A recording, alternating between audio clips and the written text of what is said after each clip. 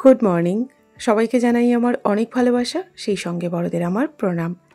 আশা করি তোমরা সবাই ভালো আছো, আর যে যেখানে আছো ঈশ্বরের কৃপায় সুস্থ আছো। আজ হলো 25শে মার্চ, বারটা হলো মঙ্গলবার। আজ অনেক দিন পর ভ্লগ শ্যুট করছি। লাস্ট ভ্লগ শ্যুট করেছিলাম সম্ভবত 16 মার্চে, তারপরে আর ভ্লগ শ্যুট করা হয়নি। তবে জানো তো, এর মাঝখানে একদিন আমি আর মা কলকাতায় গেছিলাম, সেটা সম্ভবত 21 তারিখে। বিআর সিং হসপিটালেই গেছিলাম। মায়ের কিছু অফিসিয়াল কাজকর্ম ছিল, যেগুলো পেন্ডিং ছিল সেগুলোই করতে গেছিলাম। তো ওখানে যাওয়ার পর মনটা তো দুজনারই ভীষণ খারাপ হয়ে গেছিল, কারণ দীর্ঘদিন ওখানে যাতায়াত করেছি। ওখানে কাটানো মুহূর্তগুলো চোখের সামনে ছবির মতো ভেসে উঠছিল। আসলে বাবা অসুস্থ হওয়ার পরে মা যতবারই বাবাকে নিয়ে হসপিটালে গেছে, ততবারই বাবা ভালো হয়ে বাড়িতে ফিরে এসেছে। তবে এবারের যাওয়াটা যে শেষ যাওয়া হবে, সেটা তো আমরা কেউই ভাবতে পারিনি। তাই ভেতরে জমে থাকা ইমোশনগুলোকে আটকানো যাচ্ছিল না। আমরা যেদিন গেছিলাম সেদিন তো সারাদিনে টুকটাক বৃষ্টিও হচ্ছিল। আমরা অনেক ভোরে বাড়ি থেকে বেরিয়েছিলাম। ভেবেছিলাম একদিনে যদি কাজকর্ম কমপ্লিট না হয়, তাহলে পিসির বাড়িতে একটা দিন থেকে তারপর দিন বাড়িতে আসব। তবে সময় মতো কাজ হয়ে গেছিল বলে পিসিদের বাড়িতে আর যাইনি, আমরা সেদিনই চলে এসেছিলাম। পিসিরা অবশ্য বারবার করে বলছিল একটা দিন থেকে তারপর যাস, তাহলে কষ্টটা কম হবে। কিন্তু তার একদিন পরেই মা আর দাদা বৌদির আরও কিছু অফিসিয়াল কাজের জন্যে আজিমগঞ্জে যাওয়ার কথা ছিল। তো সেই জন্যে আমরা বাড়িতে চলে এসেছিলাম। একটু রাত হয়ে গেছিলো, তবে খুব একটা সমস্যা হয়নি, কারণ ট্রেন বাস ঠিকঠাক টাইমে পেয়ে গেছিলাম। আর বাজারে একটা টুকটুক বলা ছিল, তো বাড়ি পৌঁছাতেও কোনো সমস্যা হয়েছিল না। তবে জানো তো, সেদিন ফেরার সময় শিয়ালদা থেকে কিছু বাজার করে এনেছিলাম, ওই সবজি বাজার আর কি। লাল, হলুদ, সবুজ ক্যাপসিকাম, 2 কিলো মতো বিনস এনেছিলাম, আর ওই 500 মতো ছাড়ানো ভুট্টা নিয়ে এসেছিলাম। তো সেগুলোই আজকে সকালবেলায় অল্প অল্প করে কেটে নিলাম। কেন কেটেছি সেটা না হয় তোমাদের একটু পরে বলছি। এদিকে আবার ছোটি আজ গোলা রুটি করেছে, তো আমাকে বলছে মেজদি একটু খাবে। গোলা রুটি খেতে তো আমি ভালোই বাসি, আর সকালবেলায় থাইরয়েডের ওষুধটাও খেয়ে নিয়েছি। আমার খাবার দাবার করতে একটু সময় লাগবে, তাই ভাবলাম ওর সঙ্গে একটা গোলা রুটি খেয়েই নিই। এতক্ষণ তো আমি তোমাদের সাথে 21 তারিখের গল্প করছিলাম। তো চলো এখন আজকের দিনের গল্পটা শুরু করি। কালকে রাত্রিবেলায় হঠাৎ করেই মা ফোন করে বলল আজকে আমাকে মায়ের সঙ্গে একটা জায়গায় যেতে হবে। তো সেই জন্যে আমি আজকে অনেক সকাল সকাল উঠে পড়েছি। মা অবশ্য অনেক ভোরে বেরিয়ে গেছে, আমি একটু দেরি করে যাব। কোথায় যাব? যাব একটু এসডিও অফিসে, কারণ মায়ের একটা এভিডেভিট করানোর আছে, তো সেখানেই যেতে হবে। মানে আমাকে আর আমার দাদাকেও প্রয়োজন হতে পারে, তো সেই জন্যেই মা বলেছে সময় মতো যেতে হবে। তো আমি তো সকালবেলায় উঠে পড়েছি, কিন্তু কালকে আমি মাথায় তেল লাগিয়েছি, যেহেতু মা রাতে ফোন করে বলেছে। আর আমি না কালকে দুপুরেই মাথায় তেল লাগিয়ে নিয়েছি, আর এই তেলও মাথায় না কোথাও যেতে ইচ্ছে করে না। তো সকালবেলায় উঠে ভেবেছিলাম একবারে স্নান করে নেব, কিন্তু স্নান করতে আমি পারছি না, আজ আমার খুবই ঠান্ডা লাগছে। তাই সকালবেলায় বাসি কাপড়টা কেচে নিয়েছি, আর তারপরে টুকটাক একটু রান্নাবান্নার কাজ শুরু করেছি। ভেবেছি মায়ের জন্য একটু খাবার নিয়ে যাব। মা যেহেতু অনেক ভোরে চলে গেছে, তাই মা তো কিছু খেয়ে যায়নি, আর ওখানে কতটা কি সময় লাগবে তারও কোনো ঠিক নেই। তো ভেবেছি একটু পাস্তা করে নিয়ে যাব, আর সেই সাথে আমি একটু ডাল চাল বসিয়ে দিচ্ছি, একটু সিদ্ধ ভাত খেয়ে যাব। মা বারবার করে বলেছে ভাত খেয়ে এসো, কতটা কি সময় লাগবে তারও যেমন ঠিক নেই, তেমনি যদি কাজ সময় মতো হয়ে যায় তাহলে আবার করিমপুর ব্যাংকে যাব। তেহট্ট থেকে করিমপুরটা কিন্তু অনেকটা। এদিকে চাল আর ডালটা বসাতে এসে বাকি সবজিগুলো আবার কাটতে শুরু করেছি। সবটা কাটা হয়েছিল না, না কেটেই ছোটির সঙ্গে গোলা রুটি খেতে গেছিলাম। ওদিকে গোলা রুটিটাও শেষ হয়নি, ভাবলাম আগে এদিকে কাটাকাটি করে নিই, তারপর বাকি অংশটা খাওয়া যাবে। একে একে সমস্ত কিছু কাটা হয়ে গেছে, আর এবার বসে গোলা রুটির বাকি অংশটা খেয়ে নিই। ছোটি খেয়ে চলে গেছে, আর আমারটুকু রেখে গেছে। টেবিলের উপরে যে ডাটাগুলো দেখছো, ওগুলো সকালবেলায় শাশুড়িমা দিয়েছেন।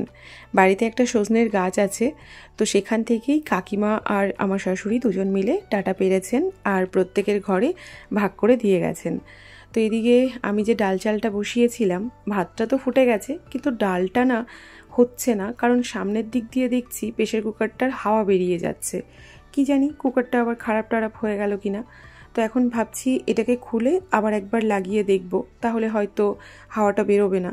এই ঢাকনাটা খারাপ হয়ে গেলে তো আমার দুটো প্রেসার কুকারই খারাপ হয়ে যাবে, কারণ দুটো প্রেসার কুকারের একটাই ঢাকনা। আর এই প্রেসার কুকারগুলো ইউজ করার পর থেকে না আমার আর অন্য কোনো প্রেসার কুকার ইউজ করতে ইচ্ছে করে না। কুকারটা ভালো করে লাগিয়ে কলে 1 বালতি জল আনতে গেছিলাম, এসে দেখছি আবারও সেই একই সমস্যা হচ্ছে। আমি গ্যাসটাকে একটু বন্ধ করে দিলাম, কারণ ওদিক দিয়ে হাওয়া বেরিয়ে যাচ্ছে। তাই ভাবছি আর ঝামেলা করে লাভ নেই, আমার সকাল সকাল এখন তাড়াও আছে। তো কোনো প্রকারে রান্নাবান্না সেরে আমাকে আবার স্নান করে বেরোতে হবে। মা বলেছে 10:30টার মধ্যে আমাকে বেরোতে হবে। তো এদিকে ভাত আর ডাল মনে হচ্ছে আমার খেয়ে যাওয়া হবে না। সকালবেলায় যেহেতু একটা গোলা রুটি খেয়ে নিয়েছি, তো ভাতটা না হলেও চলবে। আপাতত আমি পাস্তাটা একটু বানিয়ে নিই, তাহলে অন্তত পাস্তা খানিকটা খেয়ে চলে যাব আর ওটাই নিয়ে চলে যাব। আমি সকাল সকাল ভাত খেতে একদমই পছন্দ করি না, তবে মা কালকে বলেছিল যে সকালবেলায় একটু ভাত খেয়ে বেরোবে, তো সেটাই না আমার মাথায় ঢুকে গেছিল। তো ভেবেছিলাম যে সারাদিন হয়তো থাকতে হবে, সারাদিনে আর ভাত পাবো না, তাহলে একটুখানি খেয়েই বেরোবো, মা যেহেতু বলেছে। তো এখন মনে হচ্ছে ভাতটা না বসালেই ভালো হতো, তাহলে আমার পাস্তাটা হয়ে যেত, আমি তাড়াতাড়ি করে স্নান করে বেরিয়ে যেতে পারতাম। যদিও মা 10:30টার সময় বেরোতে বলেছিল, তবে আমি ভেবেছিলাম কাজকর্ম হয়ে গেলে 10:30টার আগেই বেরিয়ে যাব। ওদিকে মা একা রয়েছে, তার উপরে সকাল থেকে কিছু খেয়েছে কি খায়নি তারও কোনো ঠিক নেই, তার উপরে আমার কোনো অসুবিধাও নেই। আমি আগে গেলে বরঞ্চ মায়ের একটু সুবিধাই হবে। কিন্তু এখন তো মনে হচ্ছে আমি 10:30টাতেও বেরোতে পারবো কিনা সন্দেহ আছে, কারণ পাস্তাটা হতেও তো একটু সময় লাগবে, তার উপরে মাথায় তেল দেওয়া, শ্যাম্পু তো আমাকে করতেই হবে। তো সব মিলিয়ে এখন দেখা যাক কতক্ষণে আমি কাজটা কমপ্লিট করতে পারছি। ডালটা তো আগেই নামিয়ে দিয়েছি, ওটা সিদ্ধ হয়েছে কি হয়নি সেটা আমি আর দেখিনি, যা দেখার বাড়িতে এসে দেখব, যা হয় হোক। তবে ভাতটা হয়ে গেছিলো, ভাতের মাঠটা ঝরিয়ে রেখে দিয়েছি, আর এবার চটপট করে পাস্তাটাও সিদ্ধ করতে বসিয়ে দিলাম। ওদিকে সবজিগুলো প্রায় ভাজা হয়েই গেছে, তবে জানো তো আজ সবজিগুলো দেখতে কী যে ভালো লাগছে। ওই যে রং বেরঙের সবজি দিয়েছি, বিশেষ করে ক্যাপসিকামগুলো দেখতে তো ভীষণই সুন্দর লাগছে। তবে আমি কিন্তু এর আগে কখনো লাল বা হলুদ ক্যাপসিকাম কিনিনি। সবুজ ক্যাপসিকাম যদি 100 টাকা হয়, লাল বা হলুদ ক্যাপসিকামের দাম হয় 300 টাকা। তো সেই কারণেই আমি কখনো লাল বা হলুদ ক্যাপসিকাম কিনি না, এটা খুব সত্যি কথা। তবে শিয়ালদাতে অনেকটাই সস্তায় পেয়েছিলাম বলে নিয়ে এসেছিলাম। আমার মনে হয় এতে আলাদা করে খাবারের স্বাদ তেমন বাড়ে না, বরঞ্চ সবুজ ক্যাপসিকামটাই খেতে বেশি ভালো লাগে। তবে ওই যে খাবারটা দেখতে বেশ রঙিন লাগে, এটাই যা। চলো, রান্নাবান্নার পর্ব শেষ হয়ে গেছে, আর এবার চটপট করে স্নানটাও সেরে নিই। তো স্নান করে নিয়েছি, সেই সাথে শ্যাম্পুও সেরে নিয়েছি, আর কয়েকটা জামাকাপড় ছিল সেগুলোও কেচে নিয়েছি। আর এবার জামাকাপড়গুলো চটপট করে মেলে দিয়ে চলে এসেছি আবার রান্নাঘরে। আর এবার যে পাস্তাটা করে রেখেছিলাম সেটা একটু ঠান্ডা হওয়ার জন্য রেখেছিলাম, আর এবার পাস্তাটা একটু টিফিনে ভরে নিচ্ছি। দুটো টিফিনে নিচ্ছি, কারণ একটা টিফিন আমি নিয়ে যাব আর একটা টিফিন যাবার সময় রুদ্রবাবুকে দিয়ে যাব। তো এদিকে একটা বাটিতেও খানিকটা নিয়ে নিচ্ছি। এই বাটিটা হলো আমার বড় জায়ের, আমাকে পায়েস দিয়েছিল, তো সেই বাটিটা আমার আর দেওয়া হচ্ছে না। ভেবেছিলাম একদিন একটু চিকেন আনবো, চিকেনটা করে তারপর বাটিটা দেব, খালি বাটি দিতে একদমই ভালো লাগে না আমার। তো আজকাল করতে করতে আনাও হচ্ছে না, দেওয়াও হচ্ছে না। তো আজকে যেহেতু পাস্তা করেছি, তাই নয়নকে ডেকে একটু দিয়ে দিলাম, আর তারপর আমিও খানিকটা নিয়ে বসে পড়েছি খেতে। যাক বাবা, সময়ের মধ্যে সব কিছু করে নিতে পেরেছি। আমি তো ভেবেছিলাম দেরি হয়ে যাবে, তবে না, দেরি হয়নি, ঠিকঠাক সময়ে বেরোচ্ছি। একটু আগে বেরোবো ভেবেছিলাম, সেটা হলো না। এদিকে দেখছি নেতুবাবু স্কুলের গাড়ি থেকে নেমে কাঁদতে কাঁদতে মায়ের সাথে বাড়ির দিকে আসছে। আসলে আজকে স্কুল থেকে ফেরার সময় গাড়ির মধ্যে ওর কোনো সিনিয়র দিদি ওর মুখে বিড়ালের মতো গোপ এঁকে দিয়েছে। তো এখন কেন গোপ এঁকে দিয়েছে সেটা বলেই মায়ের কাছে কান্না করছে। তো এদিকে আমি এসে দেখছি আজ অনেক রসুন বাড়ির সামনে জমা হয়েছে। আসলে এগুলো আমার শ্বশুরমশাইয়ের রসুন, মাঠ থেকে নিয়ে এসেছে। আর এদিকে কাকিমা আর এই পাশের বাড়ির ঠাকুমা কাটছে। তো রাস্তাতে আসতেই না একটা টোটো দেখতে পেলাম, আলাদা করে আর ফোন করার প্রয়োজন হয়নি, আর আমি টোটোতে উঠেও পড়েছি। ওদিকে রুদ্রবাবুকে ফোন করে একটু রাস্তার কাছে আসতে বললাম। আমার বাপের বাড়িটা একদম রাস্তার পাশে নয়, একটা বাড়ি ভেতরে, তো সেই জন্যে ওকে একটু আসতে বললাম। ও এসে টিফিনটা একটু নিয়ে যাবে। ওই দেখো, ও আগেই এসে দাঁড়িয়ে আছে। দাঁড়াও, টিফিনটা একটু দিয়ে দিই। এই পিসিমণি খাবারটা নিয়ে আইছে না বাবা না। কোন বাড়ি? ওই পিছন না? হ্যাঁ, ওইটা আমাদের বাড়ি। রুদ্রবাবুকে খাবারটা দিয়ে আমি চলে এসেছি বাজারে। ভেবেছিলাম আজ আর অটোতে যাব না, বাসে যাব, তবে বাস পেলাম না। একটা ভাইয়ের অটো পেলাম, তো অটোতে উঠে পড়েছি। তবে এখন জানো তো অটোতে উঠতে ভীষণ ভয় লাগে।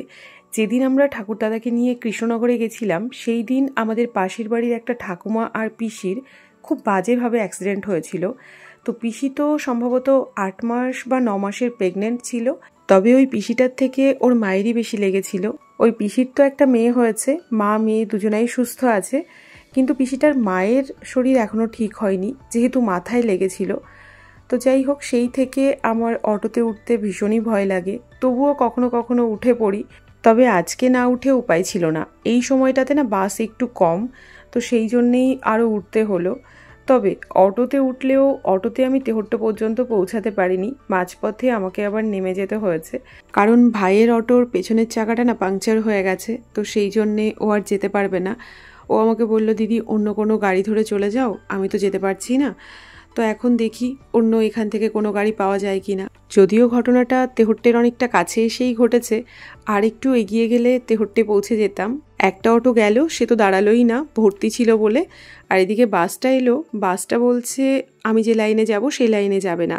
তবে একটা ফাঁকা অটো পেলাম, আর তারপর সেই অটো চড়ে এখন তেহট্টের দিকেই যাচ্ছি। তো অটো থেকে নেমে না টোটো ধরে নিয়েছি, আর এখন টোটো ধরে মায়ের কাছে যাচ্ছি। তবে মা দেখছি বাইরে এসে দাঁড়িয়ে আছে, মাকে ফোন করেছিলাম, তো সেই জন্যেই মা বাইরে চলে এসেছে। তো চলো এখন অফিসের ভেতরে যাই। তো এসে তো মা ভোর 5টায় লাইন দিয়েছে, আর এখানে 50 জনের বেশি এভিডেভিট হয় না। অত ভোরে আসা সত্ত্বেও মায়ের 34 নম্বরে নাম হয়েছে। শুনেছি রাত 2-3টে থেকে লোকে নাম লেখাতে চলে আসে। আগে এখানে নাম লিখিয়ে যেতে হয়, তারপর ওই 12টা, 12:30, 1টা নাগাদ অফিসার আসেন, তখন কাজ হয়।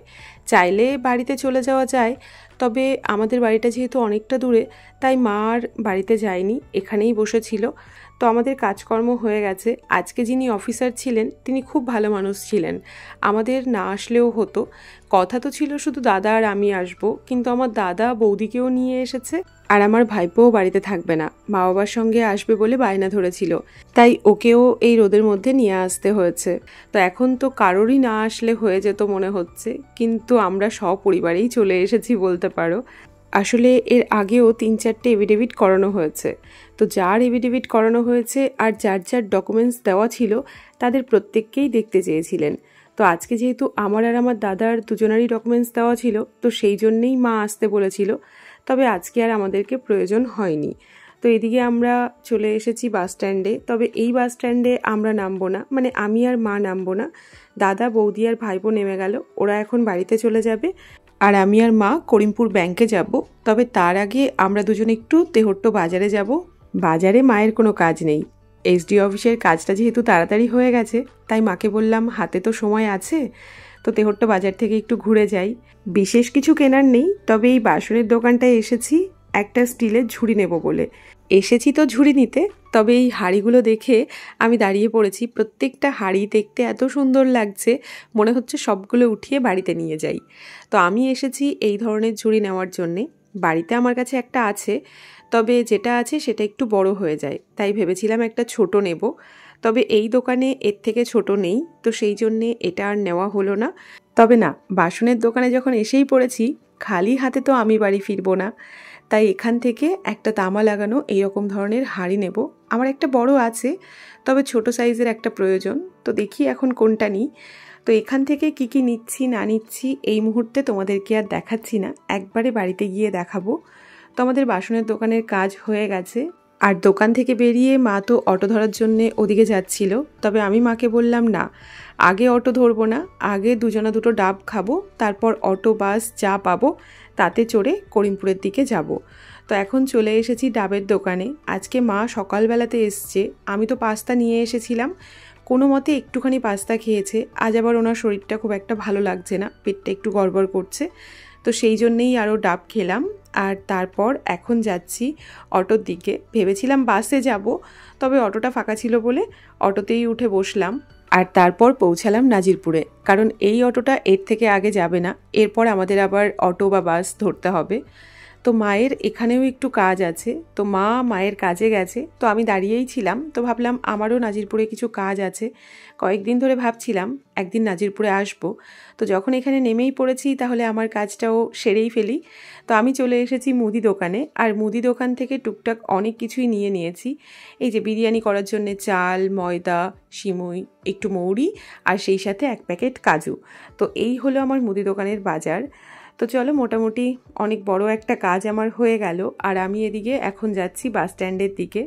তো বাস স্ট্যান্ডের কাছে এসে দেখছি বাস চলে এসেছে, তবে আমার মায়ের কাজ এখনও হয়নি, তো সেই জন্যে এই বাসটা ছেড়ে দিতে হলো। ওই যে ওদিকে মা আসছে, তো দেখা যাক মা আসার পর আমরা বাস অটো যা পাবো তাতে করেই আবার করিমপুরে যাব। তবে জানো তো, আমার ছুটতে ছুটতেই অর্ধেক জীবন শেষ হয়ে গেল। সেই 2009 সাল থেকে ছোটা শুরু করেছি, যবে থেকে বাড়ির বাইরে বেরিয়েছিলাম তারপর থেকে ছুটেই চলেছি। আর আমার মায়ের ছোটার কথা আর কি বলবো, জানি না কবে একটু স্থায়ী হতে পারবো। আর এই ছোটাছুটির জন্যে না শরীর এমনিতেই ক্লান্ত। বাবা চলে যাওয়ার পর থেকে কিছু না কিছু লেগেই আছে, কখনো এখানে কখনো ওখানে ছোটাছুটি তো কম বেশি করতেই হচ্ছে। তবে শুধু আমাকে আর আমার মাকে নয়, বর্তমানে আমার দাদা বৌদিকেও ছুটতে হচ্ছে, যেহেতু দাদার কাজেরও একটা ব্যাপার আছে। তো আমরা করিমপুরে এসেছিলাম, আজকে আমাদের ব্যাংকের কাজটা হয়নি। তো ব্যাংক থেকে আমরা বাইরে বেরিয়ে এখন দাঁড়িয়ে আছি, অটো বাস যা পাবো তাতে করে বাড়িতে যাব। সারাদিন আমাদের যতটা কষ্ট হয়েছে তার থেকে 1000 গুণ বেশি কষ্ট এখন দাঁড়িয়ে দাঁড়িয়ে হচ্ছে। একেতেই আমার রোদ সহ্য হয় না, তার উপরে রোদের মধ্যে প্রায় আধ ঘন্টার উপরে আমরা অটো বাসের জন্য দাঁড়িয়েছিলাম। বাসে চড়ে আমরা নেমে পড়েছি আমাদের বাজারে, আর তারপর চলে এসেছি মিষ্টির দোকানে। মাকে বললাম চলো বাড়িতে পরে যাব, আগে মিষ্টির দোকানে গিয়ে কিছু খাবো। তো এখন আমরা দুজন খাবো একটু দই। বর্তমানে এই দোকানের দই আমার খুব পছন্দের। আমি আগে দই অতটা পছন্দ করতাম না, কিন্তু এখন আমার মিষ্টি দইটা খেতে খুবই ভালো লাগছে, বিশেষ করে এই দোকানের। তো মায়ে ঝিয়ে মিষ্টি দইটা খেলাম, আর তারপর চলে এলাম মাংসের দোকানে। তো আজকে আমি একটু মাংস নিয়ে যাব। তো চলো, মোটামুটি সব কাজ হয়ে গেছে, আর এবার আমরা বাড়ির দিকে রওনা দিয়েছি। তো এই কাকা ভাবছিলেন আমি হয়তো বাপের বাড়িতে যাব, তবে না, আমি এখন বাপের বাড়িতে যাব না, আমি যাব শ্বশুর বাড়িতে। মাও বলছিল নামো না এখানে, আমি বললাম না, এখন আর নামবো না। তো মাকে নামিয়ে দিয়ে কাকা আমাকে নামাতে আমার শ্বশুরবাড়ির পাড়াতে চলে এসেছেন। আর এদিকে আমি টোটো থেকে নামতেই দেখি সবাই এদিকে রসুন কাটতে বসেছে, পাশের বাড়ির কাকিমা ছোটি সবাই রসুন কাটছে। আর এদিকে আমাদের অক্কবাবু সবে ঘুম থেকে উঠেছে, তাই মুডটা খুব একটা ভালো নেই, একটু খ্যান খ্যান করছে। বললাম না কয়েকদিন ধরে ছেলেটার শরীর খুব একটা ভালো যাচ্ছে না। তো আমি বললাম আমার সঙ্গে যাবে, এই কথাটা বলতেই কান্না শুরু করে দিয়েছে। তো সেই জন্য ওকে না নিয়েই চলে এসেছি, কারণ আমার কাছে আসতে চাইছিল না। আর এবার তোমাদেরকে সেই সাথে জেঠিমা ছোটি সবাইকে দেখাচ্ছি যে কি এনেছি আমি বাসনের দোকান থেকে। এই হাঁড়িটা কিনেছি, তবে এবার না স্টিলের হাঁড়ির সঙ্গে স্টিলের ঢাকনা নিইনি, অ্যালুমিনিয়ামের ঢাকনা নিয়েছি। দোকানদার বলছিলেন এটাই ভালো হবে। সেই সাথে এই ছোট হাঁড়িটা নিয়েছি, এটার সঙ্গেও কিন্তু ঢাকনা আছে। তো এই হলো আজকে আমার বাজার। ফ্রেশ হয়ে আবার চলে এসেছি রান্নাঘরে। সকাল থেকে তো ভাত খাইনি, এবার ভাতটা খাবো। তো তার জন্যে সকালে যে ডালটা বসিয়েছিলাম সেটাকেই একটু রান্না করে নেব। আলাদা করে আর কিছু করব না, শুধু ডাল ভাতই খেয়ে নেব, অনেকটা বেলা হয়ে গেছে।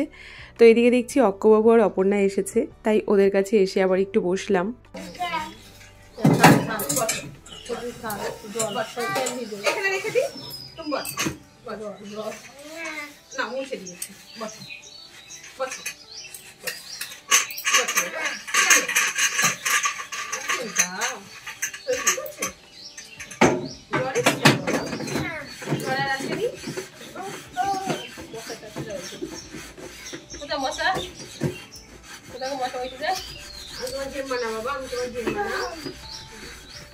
ভাতটা তো সকালেই করে রেখে গেছিলাম, এদিকে ডালটাও হয়ে গেছে। সকালবেলায় বৌদি মা ও বাড়ি থেকে খেয়ে যেতে বলছিল, আমি ভেবেছিলাম বাড়ি থেকে তো আমি ভাত ডাল করেই নিতে পারবো, তবে যাই হোক সকালে তো করতে পারিনি। তো এখন ডাল ভাতটা নিয়ে বসলাম খেতে। ওদিকে জেঠিমা তো এসেছিল, জেঠিমা বলছে শুধু ডাল ভাত দিয়ে তোর খাওয়া হয়ে যাবে। আমি জেঠিমাকে বললাম পেট ভরা নিয়ে কথা, আগে মুখের স্বাদের জন্যে খেতাম, এখন মাঝে মধ্যে পেট ভরার জন্যে খাই। তো এখন যে বাসনগুলো হয়েছিল সেগুলোকে আমি একটু ধুয়ে রাখছি, কারণ খানিকক্ষণ আগে জেঠিমা তো কাজকর্ম করে চলে গেছে। তো সেই জন্যে আর জমিয়ে রাখবো না বাসনগুলো, কারণ আমাকে মাংসটাও ধুতে হবে। তো এখন মাংস নিয়ে ধুতে বসেছি, এর মধ্যেই না কারেন্টটা চলে গেছে। এই যে গরমের সময় আসলো, এখন তো মাঝে মধ্যেই এইরকম সমস্যা দেখা দেবে। তবে এই অন্ধকারের মধ্যে আমি ফ্ল্যাশ চালিয়ে, মানে ফোনের ফ্ল্যাশ চালিয়ে মাংসটা ধুচ্ছি। আর এই চারিদিকটা দেখতে কি দারুণ লাগছে না, বিশেষ করে স্টিকারটা দেখতে তো ভীষণই সুন্দর লাগছিল। মণ্ডলবাবুও বলছিল যে তোমার রান্নাঘরটা অন্যরকমই লাগছে।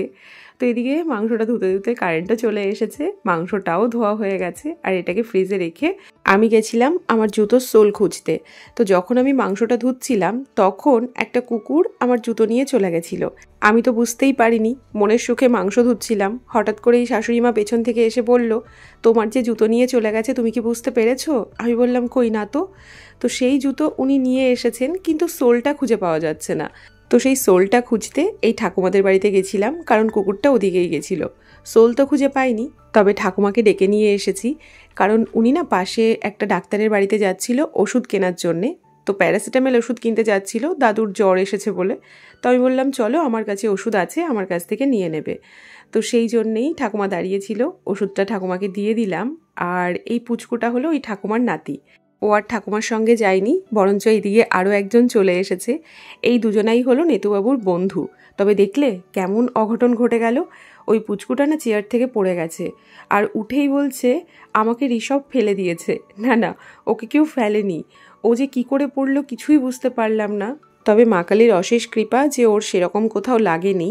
তো এদিকে ওদেরকে বললাম, তোমরা চুপচাপ বসে একটু বিস্কিট খাও। নেতুবাবু আর ঋষভ নিল, কিন্তু অনির্বাণ বিস্কিট নিল না, ওর খেতে ইচ্ছে করছে না। তো এইদিকে আমি আবার কালকের জন্যে একটু আদা আর রসুন ছাড়িয়ে রাখলাম। রসুনটা ছাড়াতে যেহেতু অনেকটা সময় লাগে, তাই কিছুটা কাজ বলতে পারো এগিয়ে রাখলাম। আর এবার রাতের খাবারটা একটু খেয়ে নেব। তো আজকে রাতে আমি মুড়ি খাবো, যেহেতু ভাতটা অনেকটা বেলা করে খেয়েছি। তখন যে ডালটা রান্না করেছিলাম পুরোটা খেতে পারিনি, খানিকটা ছিল, তো সেটা দিয়েই মুড়িগুলো খেলাম। আর এবার আমি বাকি কাজকর্মগুলো একটু সেরে রাখি। তো চলো আজকের মতো ব্লগটা তাহলে এখানেই শেষ করি। তোমরা সবাই সাবধানে থেকো, নিজেদের খেয়াল রেখো। Tata and good night.